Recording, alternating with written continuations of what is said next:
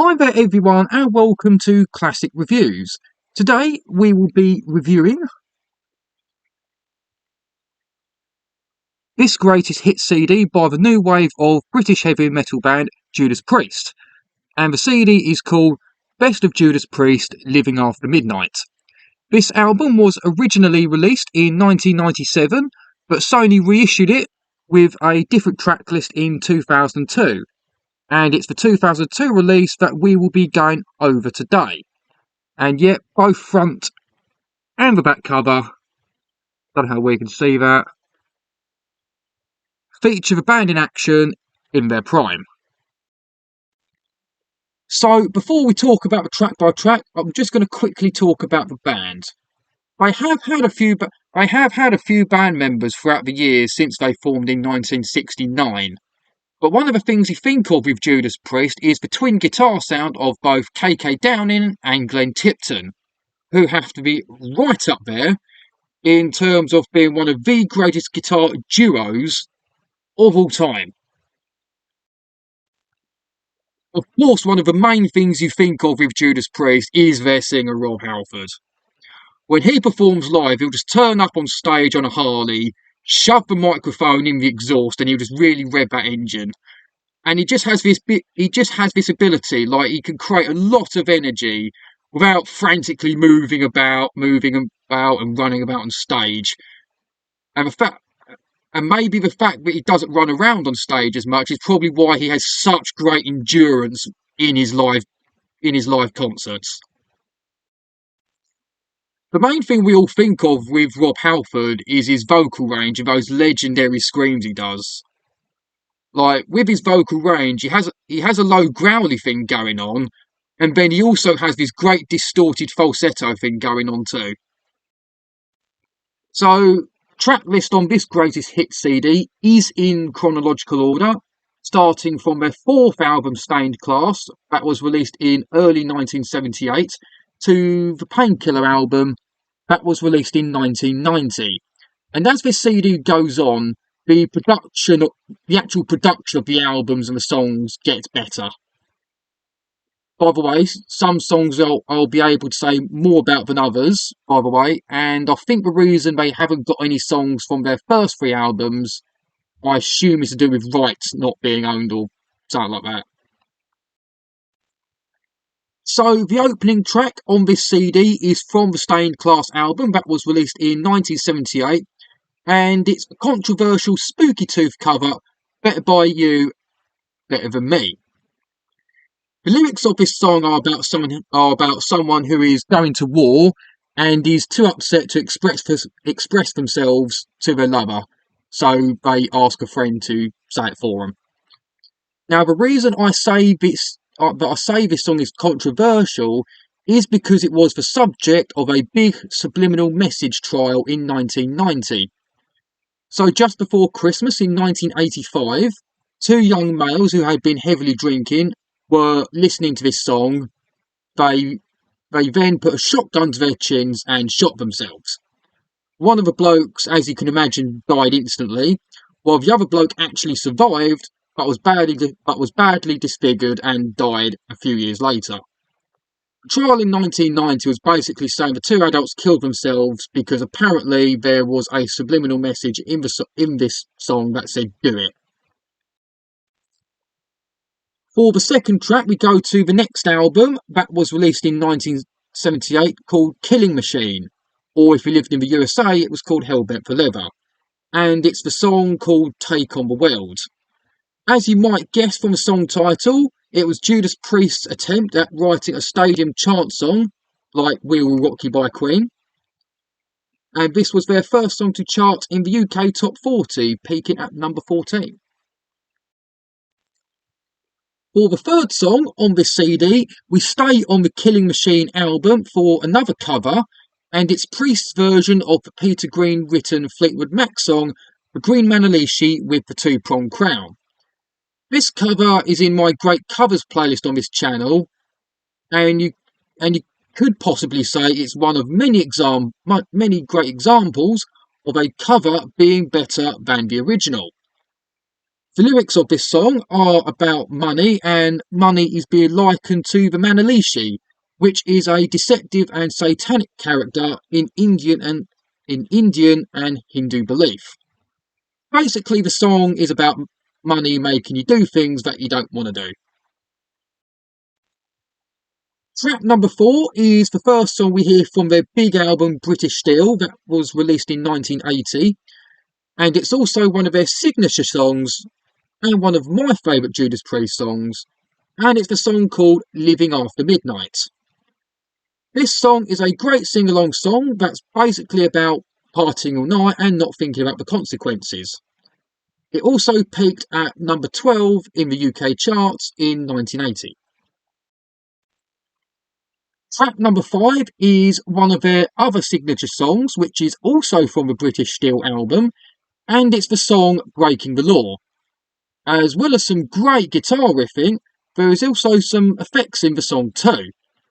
The milk bottles were used for the glass breaking effect, and the police siren you hear is actually KK Downing using the tremolo arm on his guitar. The gist of the lyrics is that it's about a guy who has recently become unemployed and can't find another job. He feels unhappy and feels that everyone is against him. I just want to add it's a shame that the B-side track to Breaking the Law, Metal Gods, ain't on this CD. Track number 6 is the song called United, and it's the last song we hear it's the last song on this CD that we hear off the British Steel album.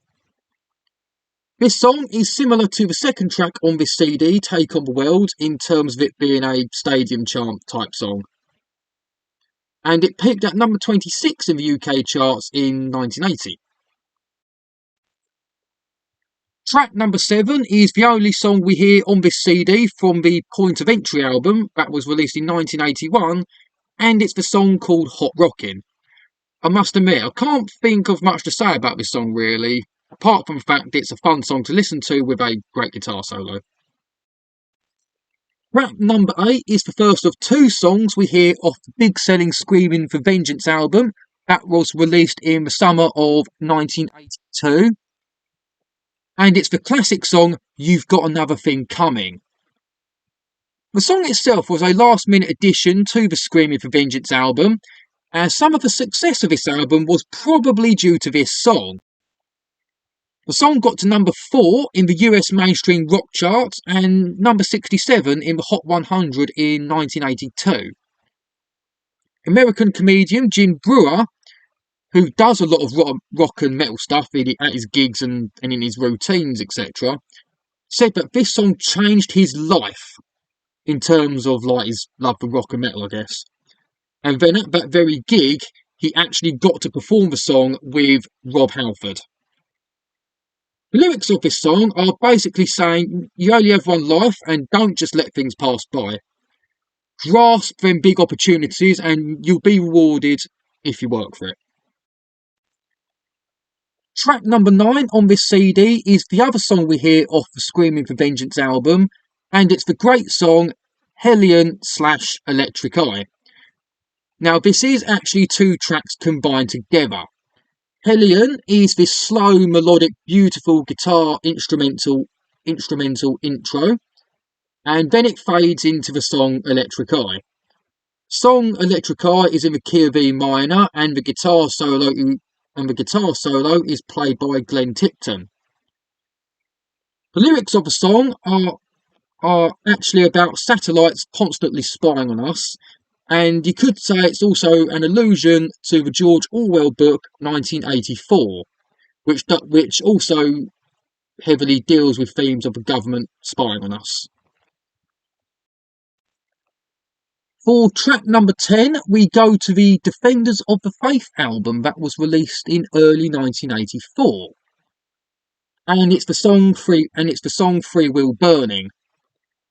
This song is a great speed metal type song, and it's probably the first song on this CD where you really get to hear Rob Halford at the peak of his powers. Not to mention the great guitar and drum playing as well. and it's just a shame it just failed to make the UK top 40 in 1984. Track number 11 is also from the Defenders of the Faith album, and it's the song called Some Heads Are Gonna Roll. This song was actually written by Bob Halligan Jr. rather than the band members themselves, and the lyrics are meant to be about future holocausts, and the phrase "some heads are gonna roll" is an allusion to heads rolling after being beheaded. With the guitar solo in this song, the first half is played by Glenn Tipton, while the second is played by KK Downing. For track number 12, we go to the synthesised glam metal sounding album called Turbo, which was released in 1986. It's the first of two songs we hear from this album on this CD, and it's the song Turbo Lover. This song is considered the best song on what is regarded as a divided love-hate album, and the lyrics I think are about autoeroticism and is comparing a sexual act to racing a powerful car.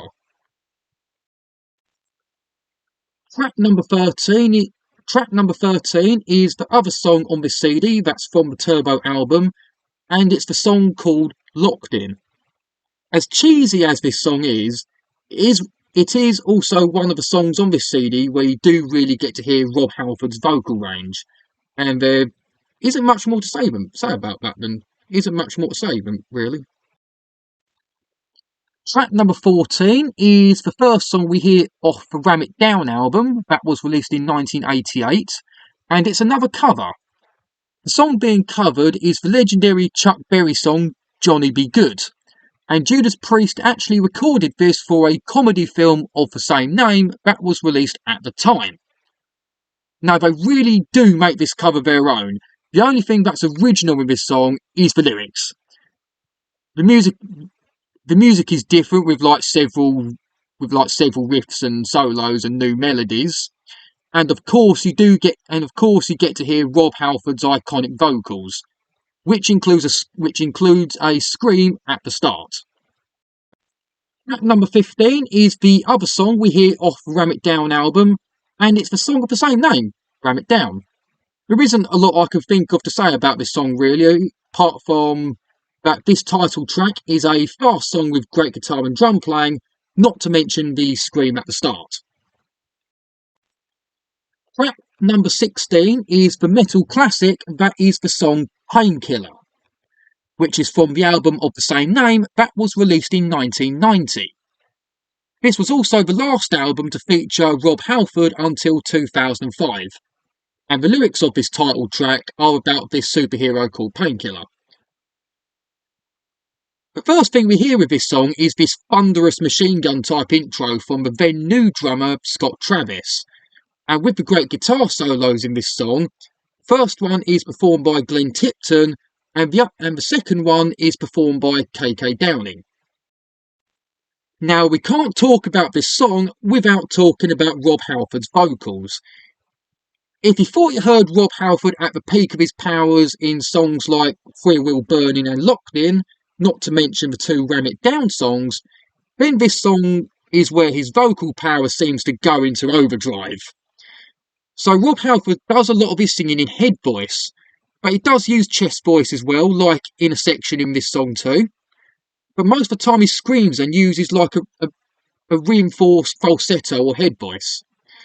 Now, with the vocal style of this song in mind, it's actually easier to sing in falsetto like this than like what you'd hear in, say, the Steel Heart song She's Gone or some of the Dio stuff. And with Bruce Dickinson in Iron Maiden, he uses a lot of mixed head voice and then back into chest voice. So, yeah, Bruce Dickinson tends to pour a lot of chest voice into the sound. So some of the Iron Maiden stuff is actually harder to sing than some of the Priest stuff. So, yeah, sometimes it's actually easier to sing in head voice. Anyway, back to this song. Another thing with the vocals is that there is a lot of effect being used at times in the song. And yes, there is the usual double tracking doubler in the choruses as well. In the bridge of this song, both the top vocal and the bottom harmony are doubled. And that end note that you hear right at the end of the song, even though it's lighter than you think, it still must have been difficult to do. The second to last song on this CD is also on the Painkiller album, and it's the song called A Touch of Evil. This is one of the few songs on the Painkiller album that feature the use of synthesizers, and the synths were played by legendary rock keyboard player Don Airey. I think Don Airey also doubles some of the bass parts of the album too with the synthesizer or keyboard, whatever it is he used. The lyrics of this song seem to be about things like demonic possession, black magic, and the temptation to commit acts of evil. But according to Rob Halford in an interview in early 2004, the lyrics are about a person falling in love with someone who will just cause them more pain. But as the narrator is blinded by love, he's unable to resist. The last song on this CD is my favourite Judas Priest song, so we've saved the best till last, and it's the suspenseful and monster track that is titled Nightcrawler. Like the last two songs I just spoke about, it's from the Painkiller album, and it's a very well produced song that talks about a beast that comes into a town one stormy night and kills and eats all the inhabitants. Well, that's the track by track done, and overall, this is one of the best greatest hits album I own. Loads of great songs on here, with my favourite song Nightcrawler being saved till last. So yeah, that's it for this latest classic review. Please check out some of the playlists I've made on this channel, and don't forget to like and subscribe and leave a nice little comment below. Cheers.